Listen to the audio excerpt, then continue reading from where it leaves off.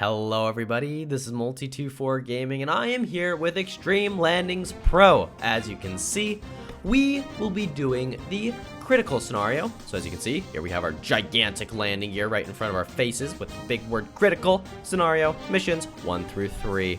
That's what we're going to be doing today, but before I start, I want to let you guys know what I've decided to call the Mustache Man, the co-pilot. The one who's been talking to us. Bit of a one-sided conversation, usually, unless I'm making a video, then I respond to everything he's got to say. But I asked you guys a couple of videos ago what you thought I should name this guy, and I came up with a big list of your guys' sort of suggestions, and I came to the conclusion that he should be named Captain Peter Burkhill. Now, this is thanks to Brian Gillis Phillips, and here's the comment right here. Should be on the screen.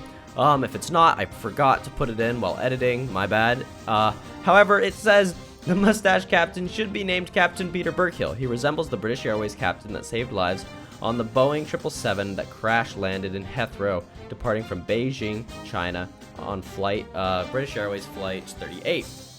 So, basically, what happened was, the plane was flying from Beijing, and just on its descent, 2 miles above, like 2 miles from the airport, they started noticing that the throttle wasn't actually, the engines weren't responding to the throttle, and so it started losing altitude and speed very fast. The autopilot was being a butt, and it was like ignoring the problem. So what happened was the plane crash landed in front of the runway. Its front landing gear collapsed. I actually have a description somewhere here. Let me see. If I can find exactly what happened to the aircraft. Oh, here we go.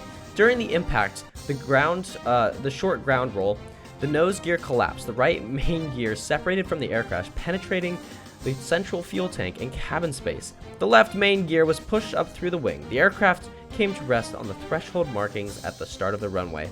A significant amount of fuel was leaked, but there was no fire. Thank goodness. So, basically, about 150 passengers on that plane.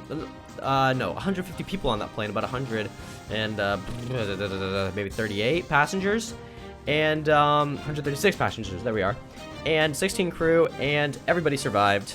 There were 47 injuries, one serious one, guy got a broken leg and a concussion, but other than that, this guy basically saved their lives, he and his co-pilot. So that is why we will be naming him Peter Burkhill. So I'll call him Burkhill, and see, it's a perfect name for him, actually. It really works. And I watched a few videos on the guy, and I am actually very proud to call this guy after him. And so you guys can research more on that crash land.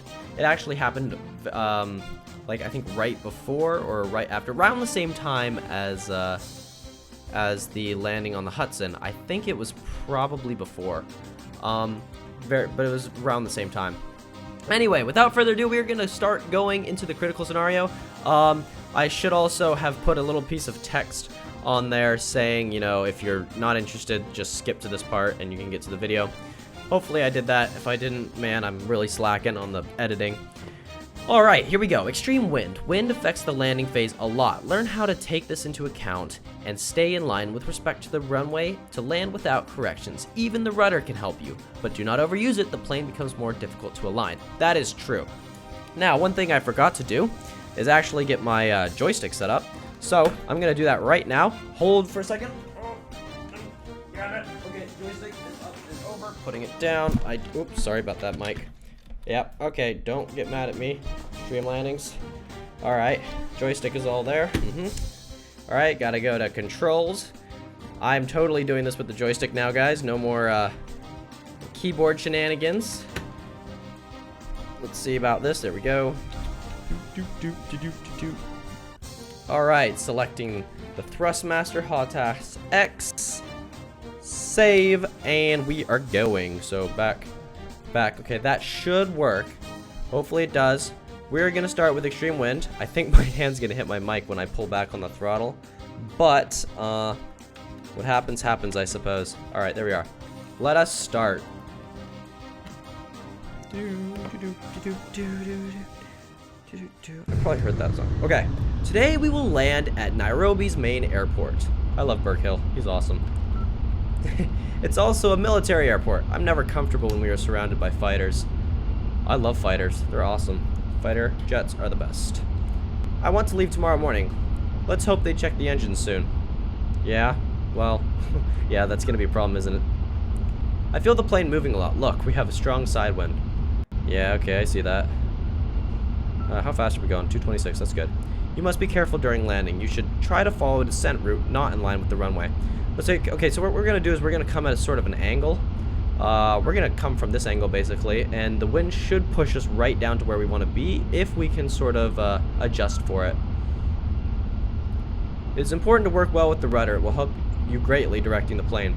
So there's a little bit of a glitch. I don't actually have the rudder all the way to the left right now. That's at the center. If I move it right, then it goes all the way over, and if I move it left, it just stays. So technically, when it's right here, it's actually like right there. You are in control now. Land this thing. I shall, my dear friend.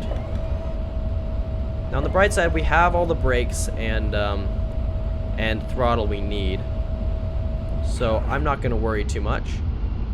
I also feel perfectly justified in leaving the cockpit for the scenarios, just because I think it's fun to see what's going on, look around, and I know a lot of you guys will also be using this. Okay, gears going down. Now again, these are extreme landings, not following FAA regulations or proper landing procedure. 1,000. Okay, trying to brake now. We're going to try and land at around 170 knots, but we might have to land a little sooner. We're going to come down pretty far, pull up, and come at that angle so the wind blows us right to where we want to be. Yep, 170 knots there, and touchdown.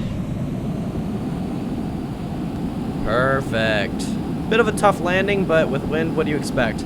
I was on a flight from Paris to Vienna, and I'll tell you right now, that was the hardest landing I had ever been on. And I've not been on many planes, but my friend flies about 3 times a month, or probably like 3 or 4 times a month, and he said that was one of the hardest landings. We bounced. It was crazy.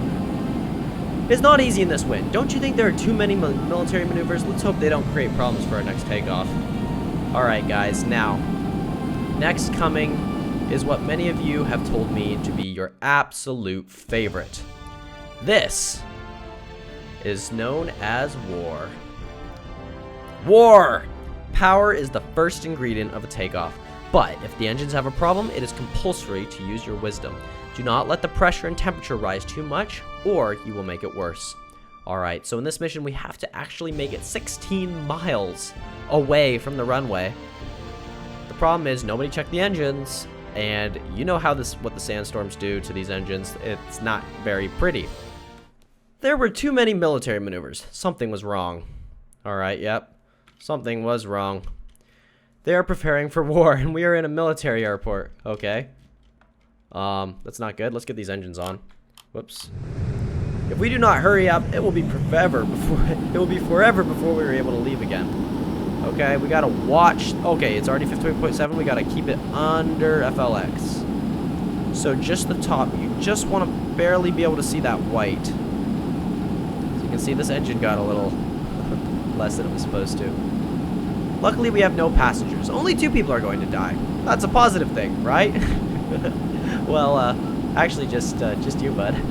As you see, we have a problem with the engines. You should try to take off without too much power. The trick is to balance the power and take advantage of all the runway to pick up speed. Woo, gotta be a little careful there. Don't want to end up going off the runway. Go on, take off. Alright, what's our speed? That's not fast enough. We need to go faster than that. 63, 64, we need to get to 170.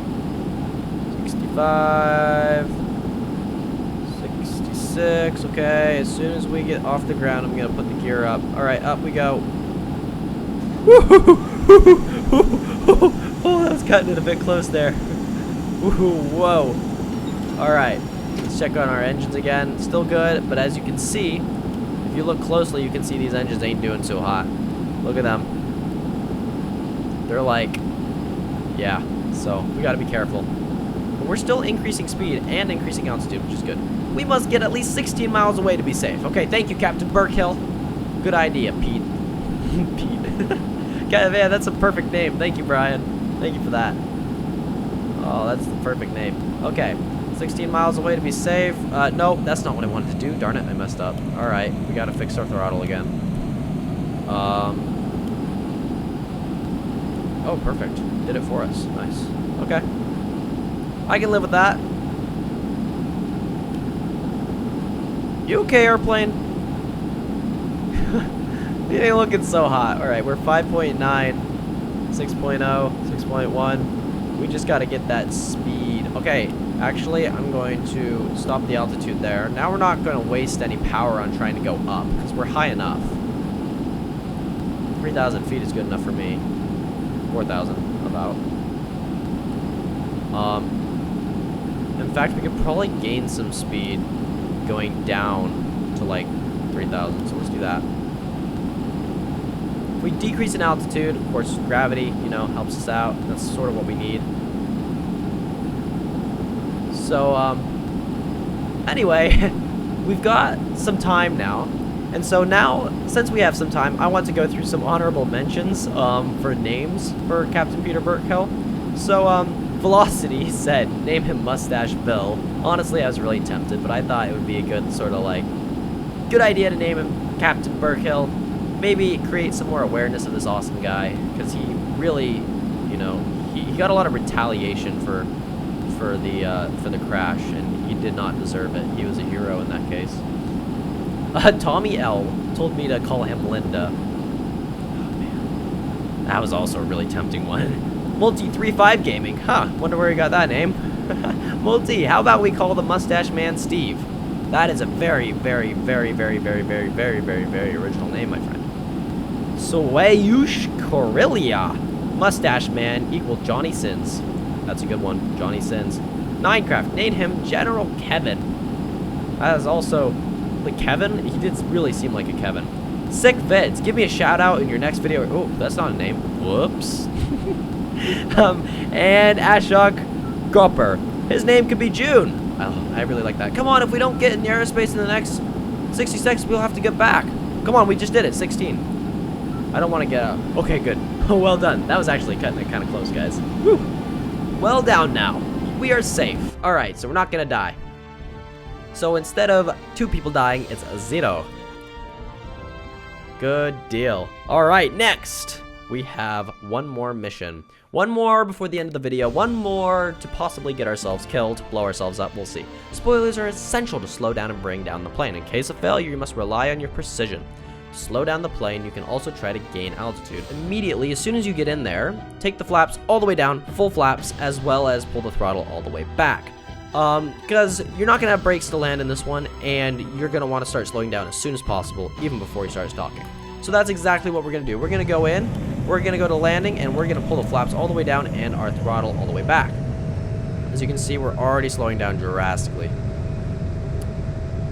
After our adventure in Nairobi, it's about time to have some relaxation. Palma de Mallorca is just the place. I know a few places where you'll have fun. Land, but slow down a little bit. We're going too fast. All right. Uh-oh. Why don't you brake? What? The brakes don't work? Give me a break. The brakes have never broken before. Oh, please. These brakes have broken so many times I don't even know. It should not be a big problem. It's important to measure the power and land precisely on the runway. You can do it. All right, so just remember that you always have the throttle, so you don't worry about overdoing it. Just try and slow down the plane as much as you possibly can, as fast as you can. And if you overdo it, then you can just throttle up. It should be all right. So that's exactly what we're going to do. See, we're going to stall a little bit, so I'm going to increase the throttle a little. All right. That's good. 170 is a good landing speed, and land. Okay, good. Sweet. And now just full back. Of course, I'm using the speed brake over here because I'm just sort of have it stuck in my muscle memory, but it's not doing anything. Make sure you stay on the runway. And that should finish that up pretty fast. There we go, ladies and gentlemen. We have done it. I accidentally hit the pause button again. As long as this thing decides to stop, we have finished. Thank you guys so much for watching. I hope you enjoyed. Let me know if there's anything I can do better. I'm glad you were able to all comment and help me out figure out this name for our mustache man, Mr. Captain Peter Burkhill. I love you guys, and definitely look up that story if you don't already know about it. I can't wait to see you guys for missions 4 through 6 for Critical, and I will see you next time. As soon as this plane stops, we'll be done. Stop, plane. Just do it. Just stop. Very good job. Now let's go for a drink in those places I was telling you about. Oh boy, the implications are real. Alright, bye everybody.